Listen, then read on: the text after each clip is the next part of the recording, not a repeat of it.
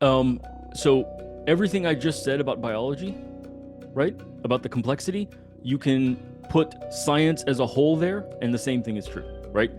I don't know how science will evolve. I don't know what correlations, what causations we will discover.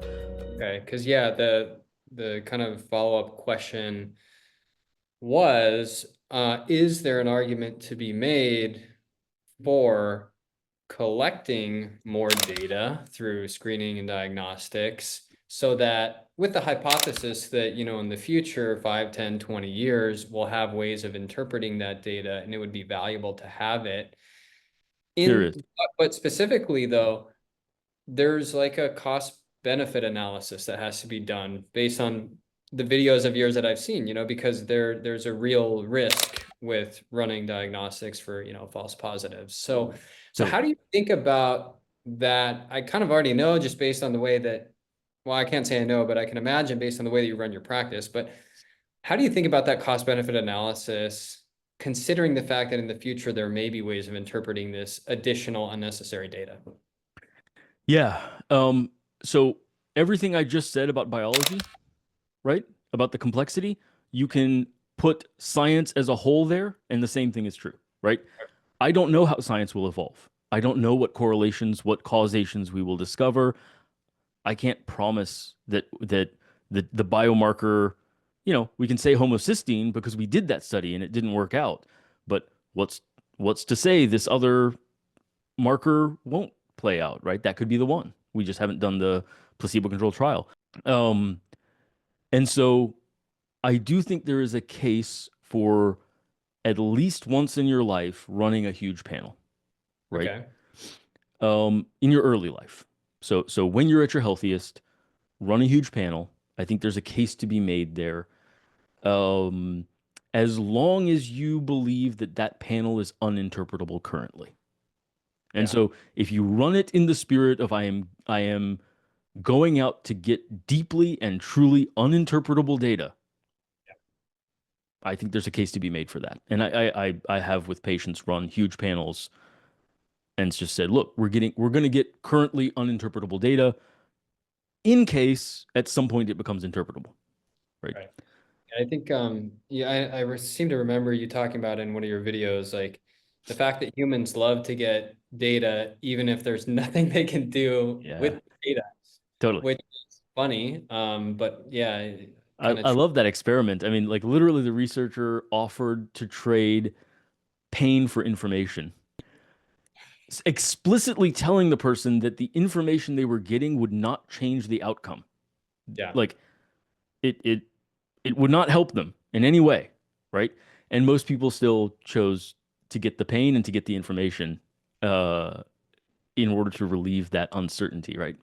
And so Mhm. I will say there is some inner work to be done there, and that's kind of the point I made in that video. Yeah. Is again gets into kind of trait expansion. Is I think a lot of us struggle with the trait of comfort with uncertainty, and so the answer there is not to go get more data. That's a separate Right. question. You can get more data, that's fine. But you also need to do the inner character building to learn to tolerate uncertainty better. Right. Yeah. And kind of ask, why am I trying to get that data? And Mhm. like you said, make sure that, yeah, it's very clear that there's nothing we're going to be able to do with this data at this point, Right. and maybe never, but like it's purely like for future potential, you Yep, know. because science and the discoveries of science are as much a black box as anything else. And so 10 years from now, maybe one of these is an important biomarker and somebody's proved it with a double-blind trial Yeah. and now you have the data, right? Okay. Got it. I think one of kind of the last questions I wanted to ask, just kind of out of curiosity, was around kind of like the geroscience view of health when it like basically looking at the underlying risk factor for most, if not all, chronic disease, it being age itself, and looking Mhm. at the goal being to target the molecular processes of aging itself to try to slow down that process and therefore theoretically prevent or stave off most, if not all, chronic diseases.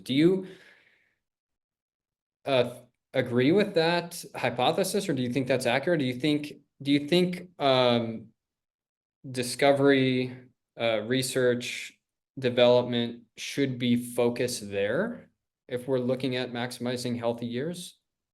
Or how do you think about that? Yeah.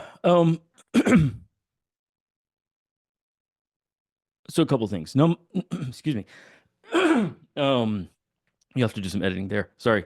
Um, uh, I let's frame the question a little bit. So if you track in a population aging versus total number of scalp hair follicles, you will see a very clear signal. There's a Mhm. strong correlation there, right? That does not mean that hair transplants are life-saving, right? So you have to figure out how to know which interventions are going to matter. So that's the double-blind placebo-controlled trial. Now, the other question is because biology is a black box, often there's not a one-to-one linkage between molecule and outcome, right? Often, in order to get the outcome, you need 40 different molecules working together, right? And then that outcome happens. I think that that's why VO2 max and strength training work the way they work. It's pulling that big lever. Exercise doesn't do one thing. It's not one molecule that gets activated, right? But it's the lever that you're built to pull, right? Mhm. And if you just pull that big lever, then hundreds of molecules act in order to get that outcome. And that's where I don't think there's anything wrong with doing research to try to find one molecule, but what if it's 40 or 100 working together? How are you going to even know that, Yeah. oh, well, if I manipulate these 40 variables in this way, then I get this outcome? Well, what manipulates all 40 at the same time? It's probably exercise. Like, and so, maybe we could figure out a way to get a pill that manipulates all 40 of those variables without exercise. But number one, I find that scientifically unlikely because a lot of our science is trying to isolate variables. We're not doing Yeah. many experiments of like, let me manipulate these 40 things and then these 40 things and then these 40 things at the same time and then measure the longevity effects like that. Like you have to do mortality studies double blind on each combination of 40, right? Yeah. Um, so now that's not to say like something like rapamycin, for instance, does affect multiple systems, right? Because it interferes with mTOR, there's multiple downstream molecules, and you can explore in a double-blind way whether that successfully mimics exercise in a way that reduces mortality in humans. Um, my bet, and I'll make that publicly here for the first time, is that it won't work, right? If we do a double-blind placebo-controlled trial, my suspicion is we won't see a mortality signal. However, I could be wrong. We need to do that trial, right? Like I think it's reasonable. There's enough data in animals.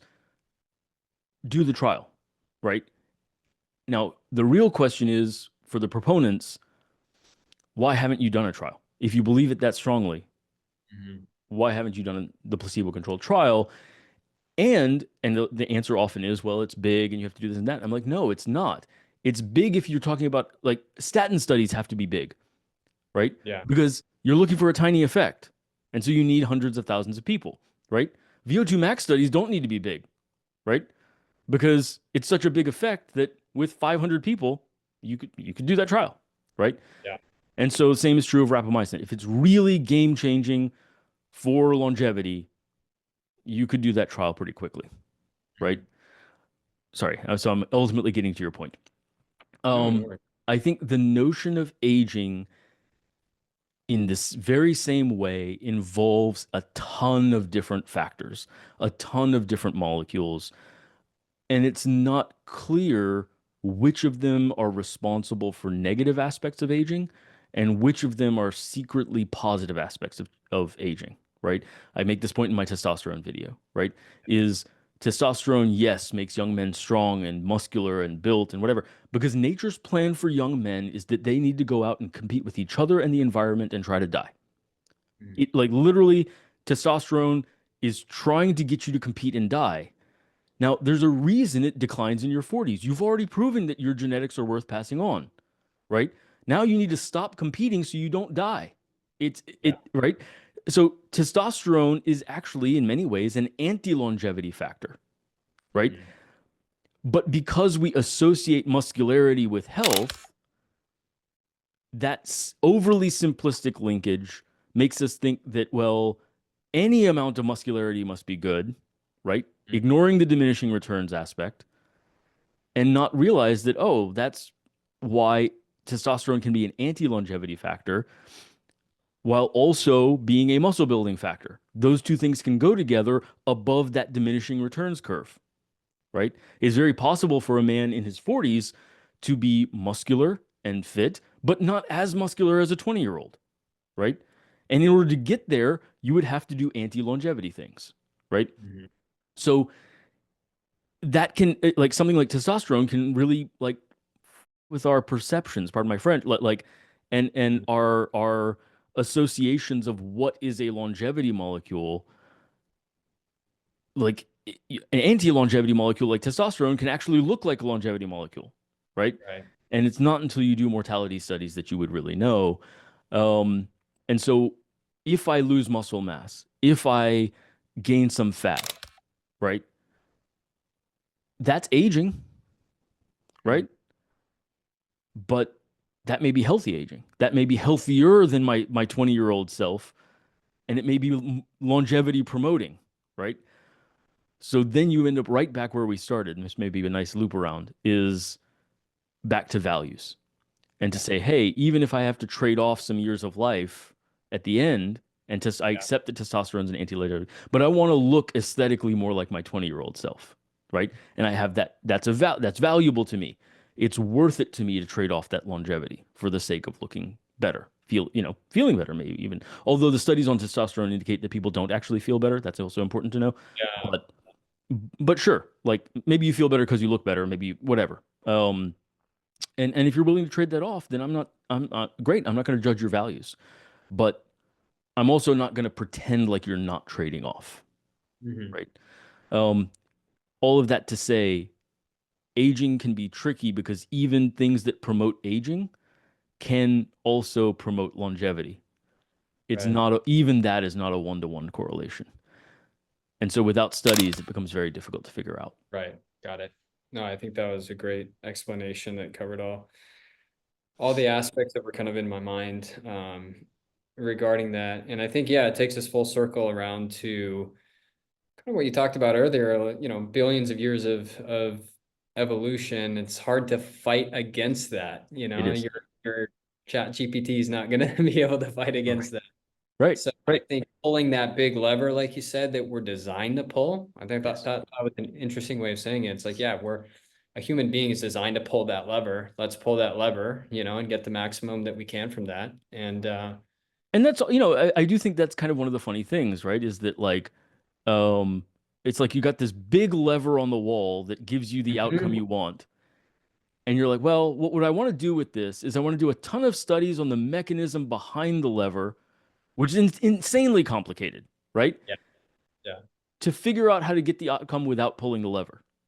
exactly. I'm like, I.e. rapamycin, right? yeah, yeah, right. And I'm like, okay, or you could just pull the lever, right? Like Yeah, I understand that's not super fun. It's not a super fun level, lever to pull, but you could just that'd be simpler, right? yeah, Um, and so I don't know. I mean, I love science. I love research. yeah, I would love to know if rapamycin does have longevity effects, and if it proves me wrong, then awesome. Like we have one more tool in the tool belt, right? But metformin, for instance, is actually a great example recently, right? Where there is a longevity signal with metformin, right? In people who don't exercise, yeah, right? And so if you exercise, then you don't get any of the longevity benefits of metformin, right? Because it's operating on the same pathway. And so it's only in the sedentary that you see the longevity signal. Um, and then the people who do exercise are getting a ton of additional benefits above and beyond what metformin can offer, right? And I suspect, yeah. that's going to be very common as we explore these molecules. Right. Exactly. Like you said, it's going to be crossing over to so many different parts of the body, so many different mechanisms. Pulling that big lever and that's why it's worthwhile to pull that lever. Yeah, It's you gonna, just do it all at once, right? yeah, Like I'm going to just do all of those molecules at once. Yeah. let me go lift some weight, right? Exactly. Um, Well, well, Dr. Zain, yeah, I really appreciate your time, and yeah, I enjoyed this really enjoyed conversation. it. Yeah, I appreciate it. And what I'm going to do is make sure to link your website, River Rock Medical. So for Awesome. people who are interested in reaching out, they can, is that probably the best way to contact you there? Or Yep, that's the best way to contact me. My email address, I take emails directly. It's the letter Z like zebra at riverrockmedical.com, right? And of course, the YouTube channel's there, River Rock Medical on YouTube. I'm going to link that as well, So yeah, because I think there's a ton of great content there for people to dive into and start going down the rabbit hole. awesome. So, Yeah, love so it. thanks so much. I really hope to be able to stay in contact and kind of Yeah, totally. watch your journey as it develops. I mean, obviously, I'll be watching. I'm a subscriber on YouTube, Excellent. but professionally as well at the clinic there, and hope to help Very cool. contribute out further. Absolutely. Love it.